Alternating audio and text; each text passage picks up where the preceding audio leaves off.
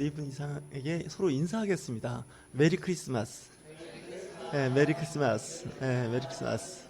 네, 오늘은 눈이 왔습니다. 8년 만에 성탄절에 눈이 왔다 그러니까 우리 한번 더 다른 인사를 하겠습니다. 화이트 크리스마스. 화이트 크리스마스. 네. 네, 이 어두운 세상, 네, 더러운 세상을 눈으로 덮어주었습니다. 네, 그리고 한번 더 인사하겠습니다. 네 분 이상에게 잘 오셨습니다. 잘 오셨습니다. 잘 오셨습니다. 네, 잘 오셨습니다. 네, 여러분들 얼굴이 천사와 같이 밝습니다. 네, 교회에 오면 치유의 능력이 있어서 몸이 그다음에 영혼이 힐링이 되셔야 맞습니다. 그래서 그런 마음을 가지고 사모하는 마음으로 오면 은혜가 될 것이고, 날 추운데 이렇게 하면서 이제 힘들어서 오면 상태가 더 나빠질 수도 있습니다. 그래서 이 세상의 일은요, 마음 먹기 달렸습니다. 긍정의 모드, 희망의 이야기죠. 생명과 희망을 이야기하는 성탄절이 되길 주의로 축원합니다. 지금 마태복음을 이제 우리가 교독을 했는데 어제 누가복음에서는 이제 천사들이 이제 들에서 양을 치는 목자들에게 나타나서 그 목자들이 구유에 놓여 있는 그 예수 그리스도를 이제 경배하는 분이 나옵니다. 그러니까 갑자기 나타나서 얘기를 했으니 이분들은 아무 준비 없이 그냥 와서 경배하고 갔습니다. 그러니까 누가복음은 역시 가난한 교회 공동체인 것 같습니다. 그렇지 않겠습니까? 한밤중에 그 들에서 야영하고 있는 목자들에게 나타나서 가보라고 했으니 그냥 간 겁니다. 아무것도 없이. 근데 마태복음은 좀 얘기가 다 다릅니다. 누가복음의 예수님의 탄생은 바로 출생과 함께 알려진 스토리입니다. 다시 얘기해서 마국간으로 오신 예수님을 본 첫 번째 목격자는 들에서 양치는 목자였고, 오늘 마태복음은 이야기가 다릅니다. 여기 보면 말구리에 있는 예수님이 아닙니다. 마태복음. 왜 그러냐면 2장 11절에 보면 집에 들어가 아기와 그의 어머니 마리아가 함께 있는 것을 보고 엎드려 이렇게 얘기하는 거 보면 이 마태복음은 이미 집에 있는 겁니다. 그러니까 이제 아기를 이제 길에서 노숙하듯이 그냥 마을간에서 낳는데 이제 아침 해 뜨고 아이를 집으로 옮긴 거죠. 그래서 이제 뭐 여관이든 뭐 어느 곳이든 상관없습니다. 정상적인 환경으로 이제 옮긴 거죠. 그때 동방박사들이 찾아가는데 이 동방박사들에게 나타난 그 아주 신비한 그 표적은 천사가 아닙니다. 별이 나타났다는 거죠. 하늘에 큰 별이 나타났는데 이 별이 가만히 있는 것이 아니라 움직이더라는 거예요. 여기 대해서 현대 과학자들은 여러 가지 이야기를 하죠. 어떤 행성 중에서 혜성 같은 게 아니겠느냐. 어떤 뭐 별 이야기가 다 있는데 어쨌든 밤하늘에 안 보이던 어떤 큰 밝은 광체가 발견됐다는 거죠. 근데 그걸 발견한 사람이 동방박사 세 사람만 있을까요? 많이 있었을 겁니다. 보통 사람들은 그냥 그런가 보다 했는데 이 세 사람은 생각을 달랬다는 거죠. 전설적인 이야기긴 한데 이 세 사람이 한 곳에 있는 어떤 그런 천문학자가 아니라 제각각 동방에 있는 사람들이 각자 출발해서 그 별을 보고 움직이다 보니 어느 한 시점에서 만나게 됐다는 거예요. 우리 같으면 이제 전라도에서 온 사람, 경상도에서 온 사람, 뭐 강원도에서 온 사람이 있는데 이제 계속 서울로 간다고 할 때 서울 한 시점에서 만날 수 있지 않겠습니까?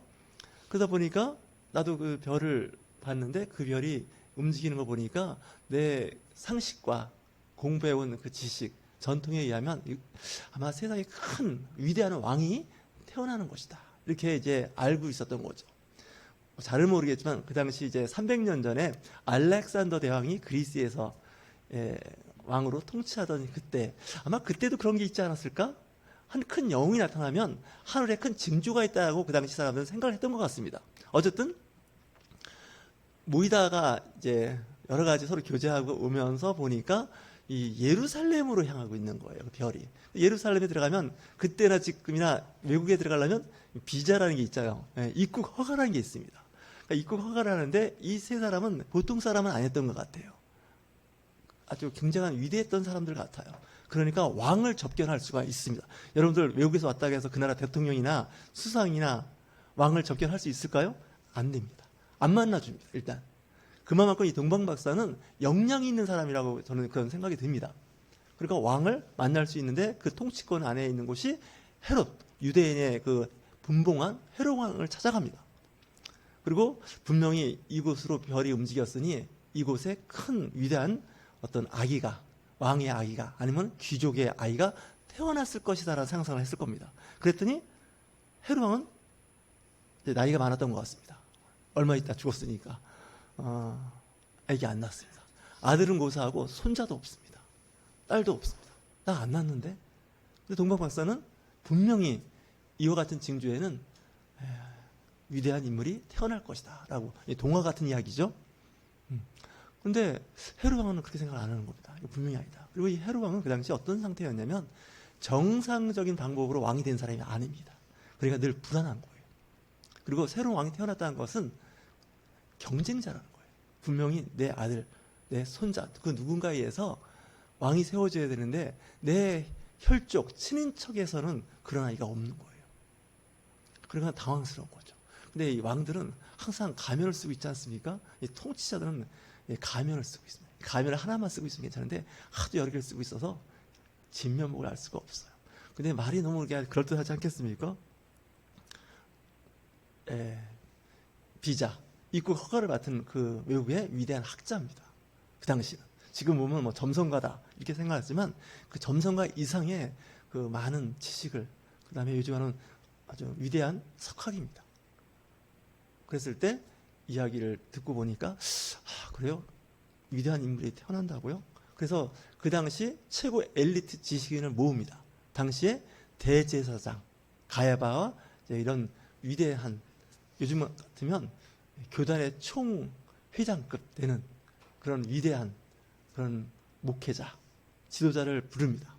또 하나 서기관을 부르는데 그 서기관은 그 당시 최고의 학부를 졸업했고 그분의 정통했던 신학자입니다. 부릅니다.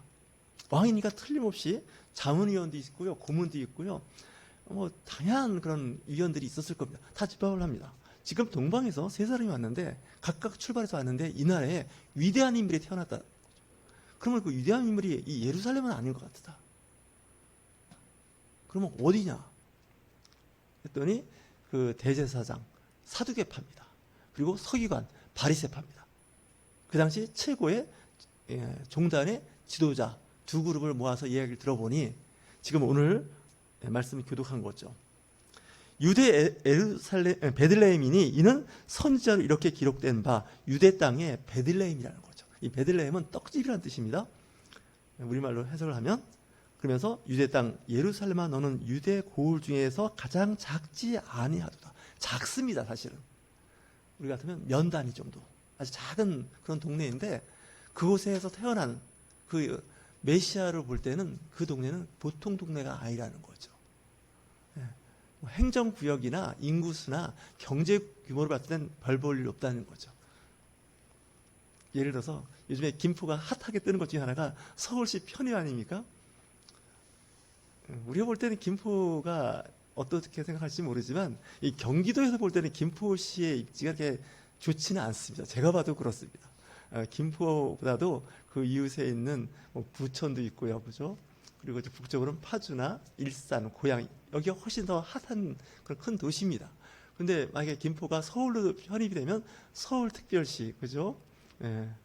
그러면서 이제 김포 뭐 구가 될지 어떻게 될지 모르지만 이 격이 달라집니다. 이 도민에서 특별 시민이 되는 거죠. 그래서 평생 나는 경기도민으로 태어나서 경기도민으로 살다가 끝나는 인생이었는데 갑자기 서울 편입이 되면 그 순간 어떻게 돼요? 서울 시민이 되는 거죠. 여러분들도 예수 그리스도를 영접하는 순간 여러분들은 시티즌십이라고 하죠. 시민권이 하늘나라에 있습니다. 그래서 이 하늘나라에 시민권이 있는 사람이 천국에 들어갑니다. 여러분들 대한민국 시민권자라는 거 아시나요? 미국 시민권만 생각하지 여러분들도 주민등록이 대한민국에 돼 있는 이상 여러분들은 대한민국 시민권자입니다. 그걸 어떻게 알 수 있냐면 해외 여행하다가 한국에 들어올 때 내국인, 외국인 따로 해서 들어오는 거 아시죠? 예. 내국인 쪽으로 들어오는 게 더 편리합니까? 외국인 쪽으로 들어오는 게 더 편합니까? 내국인입니다. 우리는 내국인이기 때문에 우리나라 사람이기 때문에 우리나라 들어오는데 아무 문제가 안 됩니다. 그렇지 않겠습니까? 근데 외국인이 한국에 들어올 때는 얘기가 좀 복잡해집니다. 과연 이 사람이 한국에 왜 왔느냐부터 시작해서 여러 가지 그 세관도 그렇고 입국 절차가 좀 복잡해질 수가 있습니다. 예, 그래서 그리스도인이 됐다는 것은 하나님의 나라의 시민권이 됐기 때문에 시민권자입니다. 그래서 시민권자는 어떤 혜택이 있냐면 그 시민권을 갖고 있는 나라에서 그 사람을 보호해 줍니다. 여권을 앞에 페이지에 보면 어떻게 되어 있을까요? 영문으로 되어 있고 우리말로 되어 있죠. 이 사람은 대한민국 국민이 잘 좀 봐달라고 하는 그런 멘트가 적혀 있습니다. 그것처럼 천국 시민이 된 이상 하나님께서 여러분들을 보호하신다는 걸 믿으셔야 됩니다. 눈에는 안 보입니다. 천사가 눈에 안 보입니다. 이 시대는 천사들이 눈에 보였지만 환상 가운데 보였지만 지금은 보이지 않습니다. 그렇기 때문에 여러분들은 천국 시민권자이기 때문에 천군 천사들이 여러분을 지킵니다. 그걸 믿고 아는 것이 하늘의 지혜입니다. 여러분들 그래서 긍지를 가지셔야 됩니다. 근데 시민권자로 못 살고 시민권자도 모르고 산다는 건 비극입니다. 시민권자는 시민권자로서의 권리가 있죠. 물론 책임도 있지만 여러분 이 성탄절의 의미가 굉장히 깊다고 생각합니다. 하나님께서 이 땅에 오셨을 때 어떤 모습으로 오셨고 누구를 만났느냐인데 그 당시 세상 사람들은 여러 부류로 생각할 수가 있는데 첫째, 메시아를 기다리는 부류가 있었습니다. 너무 힘들고 어려울 때 우리는 하나님의 임재 그걸 기다리는 사람들이 있습니다. 분명히 메시아, 세상을 구원할 구세주가 올 것이야. 그때가 언제일까? 이 손꼽아 기다리고 늘 시대적 상황을 이렇게 보는 사람들이 있습니다. 근데 또 한편은 어떤 사람이면 오시거나 말거나 내 인생 내 마음대로 사는 겁니다. 편하게 사는 겁니다. 왜 이걸 알 수 있냐면 예루살렘에 그 동방박사가 나타나서 그런 말을 할 때는 그 당시 서기관과 대제사장들은 좀 긴장을 원래 해야 됩니다. 원래 하나님의 일을 하는 사람들이죠. 믿는 사람들이죠. 그렇다면 나도 한번 이참에 베들레헴에 한번 가봅시다. 같이 갑시다. 이렇게 얘기가 나와야 되는데 안 갑니다. 그리고 또 한 부류는 어떤 부류가 있냐면 이 헤롯 왕입니다. 아주 나쁜 사람입니다. 이 사람은 점잖게 이야기를 합니다. 뭐라고 이야기할까요? 7절에 보면 이에 헤롯이 가만히 박사들을 불러 별이 나타난 때를 자세히 묻고 아마 따로 불렀는지도 모릅니다. 네, 따로 불러서 독대를 했는지도 몰라요. 따로 불러서 가만히 불러서 이야기했다는 거죠. 그러면서 그 나타난 때가 언제냐는 거예요. 별이 나타나서 움직인 때가 언제였느냐, 며칠 됐느냐, 일주일 됐느냐, 보름 됐느냐. 동방에서 이제 그 당시 뭐 지금처럼 교통이 발달하지 않았으니 걸어가는 시간도 있고 그랬을 겁니다. 그러면서 베들레헴으로 보내며 이르되, 그러니까 왕이 허락을 한 겁니다. 비자에 도장을 찍어준 거예요. 당신 여기서 가고 싶은 대로 마음대로 가시라고. 그 기간 무한 내 시간까지. 여러분 비자에 보면 시간이 찍혀 있죠. 날짜가. 어떤 사람들은 뭐 2달, 6개월, 학생 비자는 좀 길겠죠. 몇 년. 비자를 그러니까 대통령이 내지는 뭐 수상이 왕이 해줬으면 이 동방박사는 어디든지 유대 영역을 다 갈 수 있는 비자를 받은 겁니다. 그래서 멘트를 날리는데 뭐라고 부탁을 할까요? 찾거든 내게 고하여 나도 가서 그에게 경배하게 하라. 굉장히 그럴듯한 말입니다. 나도 가서 경배하겠다는 거죠. 왕이. 왜? 헤롯 왕은 분봉왕이거든요. 로마 제국의 식민지에 있는 작은 분봉왕입니다. 나도 가서 경배하겠다는 거죠. 근데 사실 그 마음이 아닌 거죠. 죽이려고 했던 거죠. 그래서 잘 보셔야 됩니다. 세 번째 그룹, 메시아를 죽이려고 하는 거죠. 어둠의 세력이고 사단입니다. 악마입니다. 그러니까 예수님이 이 땅에 오셨을 때 그 시츄에이션이라고 그러죠. 상황을 보면 좀 제각각 다릅니다. 자, 다시 밤이 되니 별이 움직이는 거죠. 그러니까 아마 이 동방박사는 낮에는 자고 밤에만 움직였을 것 같습니다. 왜냐? 별은 밤에 보이거든요. 우리 그런 말 있지 않습니까? 별 볼 일 없다. 야, 별 볼 일 없어. 하나의 조크처럼 얘기하지만 별 볼 일이 있는 겁니다. 그래서 이제 밤에 찾아가게 되는 거죠. 찾아가는데 별이 또 움직이는 겁니다. 해성 같으면 한번 싹 지나가고 마는 건데 이 별은 움직였다 멈췄다 하는 것 같습니다. 멈추면 쓰고 움직이면 따라가는 겁니다. 마치 모세가 광야에서 40년 동안 있을 때 이제 구름 기둥이 낮에는 나타나고 밤에는 불 기둥이 나타나죠. 왜 그랬을까요? 낮에는 사막이 뜨겁습니다. 그러니까 그 많은 사람들이 그 뜨거운 열사 사막에서 광야에서 있기 어려우니 요즘은 채양 커튼을 쳐준 겁니다. 또 밤에는 또 사막이 영하로 떨어집니다. 추우니까 불 기둥으로 그 사람들의 그 환경을 따뜻하게 만들었죠. 물론 너무 가까이면 뜨겁습니다. 적당한 거리에서 이제 40년 동안 보호했던 것처럼 이 별도 마찬가지입니다. 멈췄다 움직였다 멈췄다 움직였다 하는 거죠. 만약에 그 별이 막 앞서가 버렸으면 못 따라갑니다. 너무 빨리 가버리면. 이스라엘 사람들도 광야에서 구름 기둥이 움직이면 텐트를 걷어서 구름 기둥이 움직이는 데로 갔죠. 구름 기둥이 또 멈추면 그곳에서 며칠, 몇 달 사는 겁니다. 우리 영적 세계도 마찬가지입니다. 하나님의 성령이 역사하는 대로 우리는 살아야 되는 거죠. 하나님께서 멈춰라 하면 멈추는 겁니다. 옮겨라 하면 옮기는 겁니다. 어떻게 보면 교회 건물도 마찬가지인 것 같고요. 여러분들의 영적 신앙생활도 마찬가지입니다. 그 때가 있습니다. 그 때가 움직일 때가 있고 멈출 때가 있다는 거죠. 이 동방박사는 별이 움직이는 걸 보고 어느 한 집에 머무를 때 그 아기가 있는 거죠. 그때 그들이 크게 기뻐하고 기뻐하더라. 그 기쁨이 그냥 기쁨이 아니었다는 거예요. 굉장히 큰 기쁨이었다는 거예요. 드디어 우리가 찾는 그 구세주 메시아를 발견했다는 거예요. 그 기간이 뭐 며칠, 몇 주, 몇 달 그 이상일 수가 있어요. 평생에 그걸 기다리고 하나님 정말 감사합니다.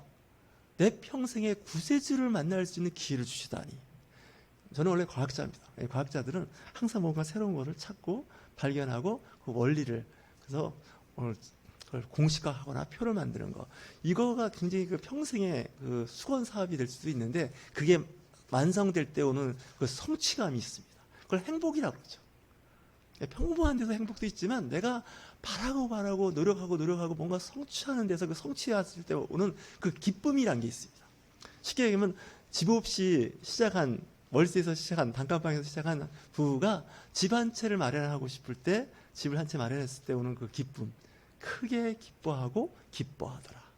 또 수험생도 마찬가지죠. 내가 지금 공부해온 기간이 12년인데 그 12년 동안 공부해온 그 결실이 잘 맺어지면 정말 크게 기뻐하고 기뻐하는 거 아니겠습니까?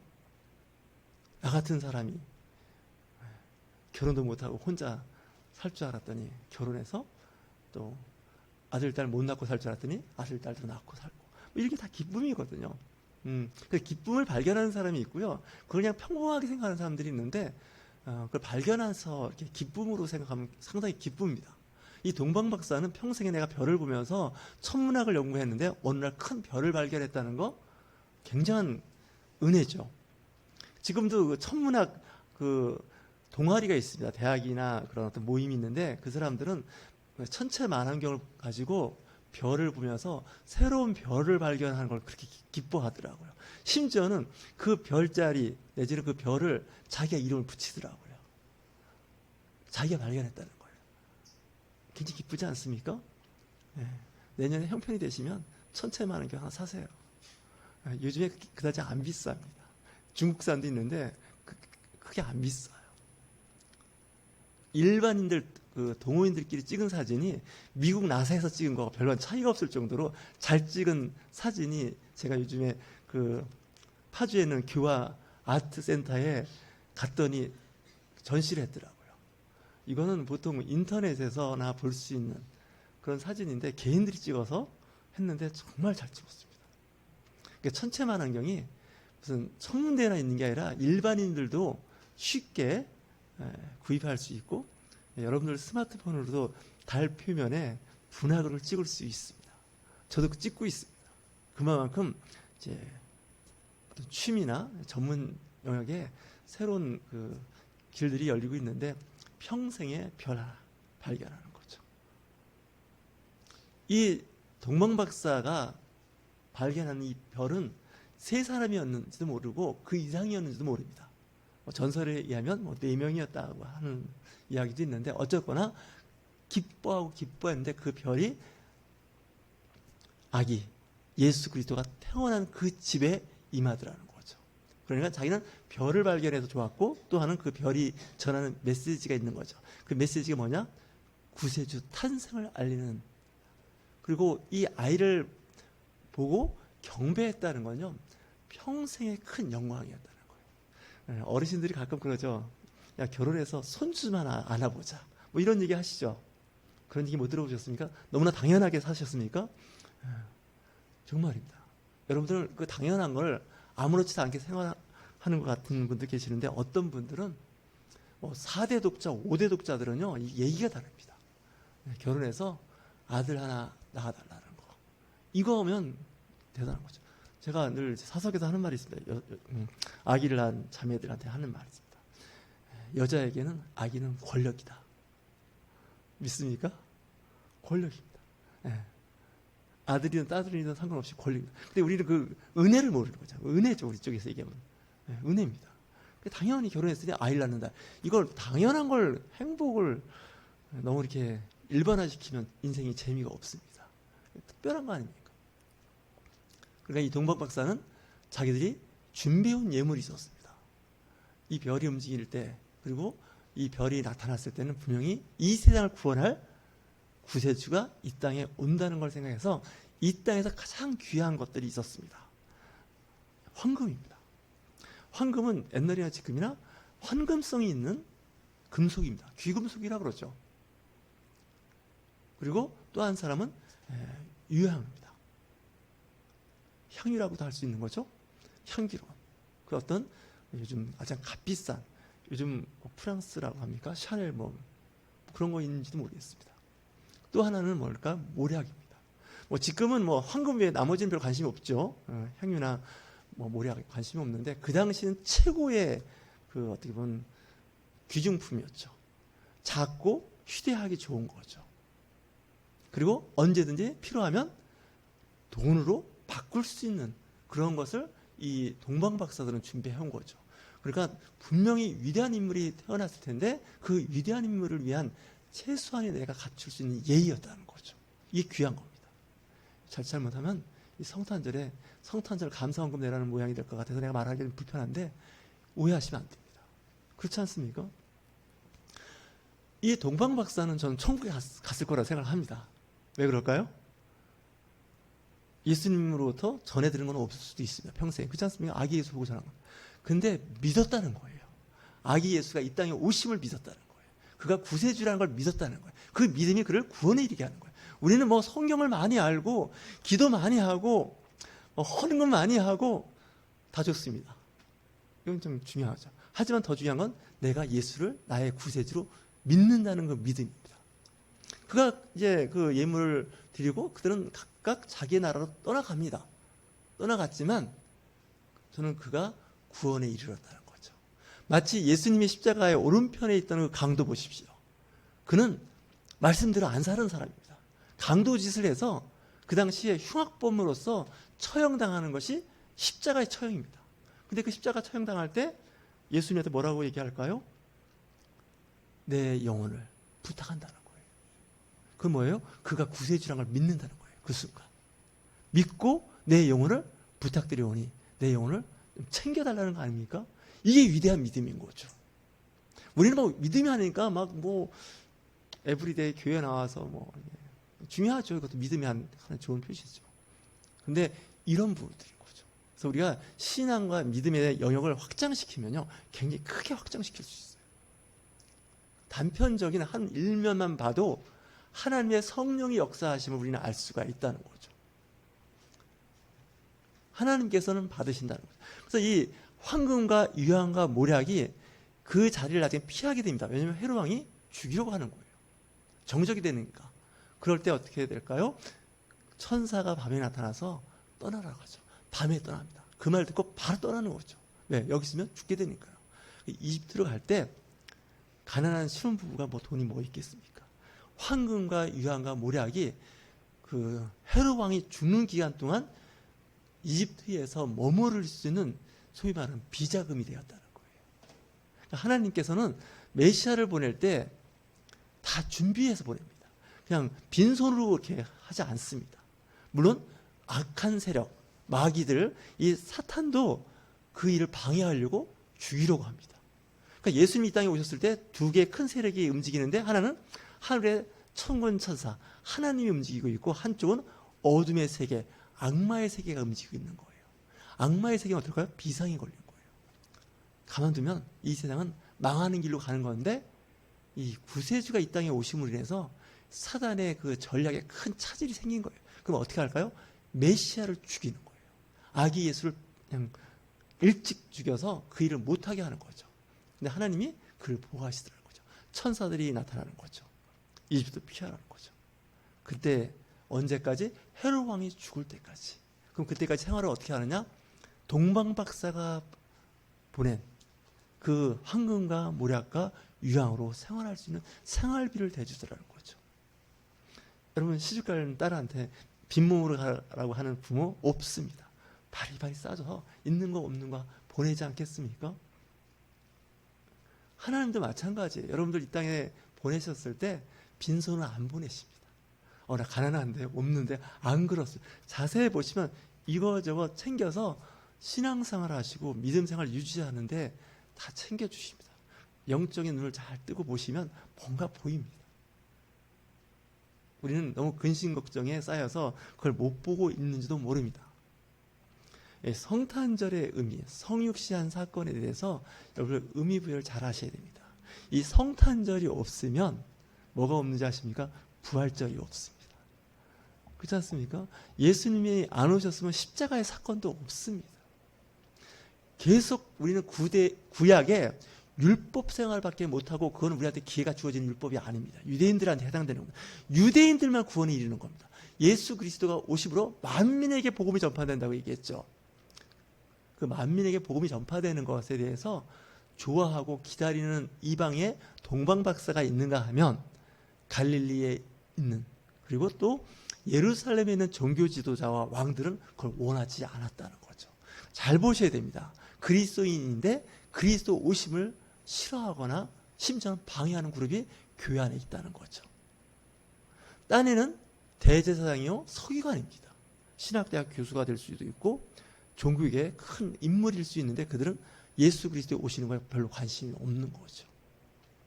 여러분 교회 일을 사역이라 그러죠.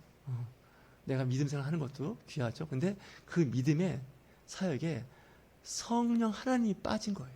예수 그리스도가 빠진 거죠. 핵심이 빠진 거예요. 뭔가 소란하고 요란하는데 실제가 없다는 거죠. 본질은 없고 비본질을 붙잡고 신앙생활을 하거나 사역자들이 있다는 거죠. 보여주기 위한 것들이죠. 하지만 하나님의 성령은 잘 보셔야 됩니다. 그가 어떻게 역사하고 어느 쪽으로 방향을 틀고 있는지. 비록 우리는 작은 신앙 공동체이고 크리스마스 이브라고 해서 무슨 행사도 없고 뭐 이렇게 작은 규모이지만 이곳에 성령의 임재가 있다는 거죠. 하나님은 오실 때 화려한 곳으로 오지 않습니다.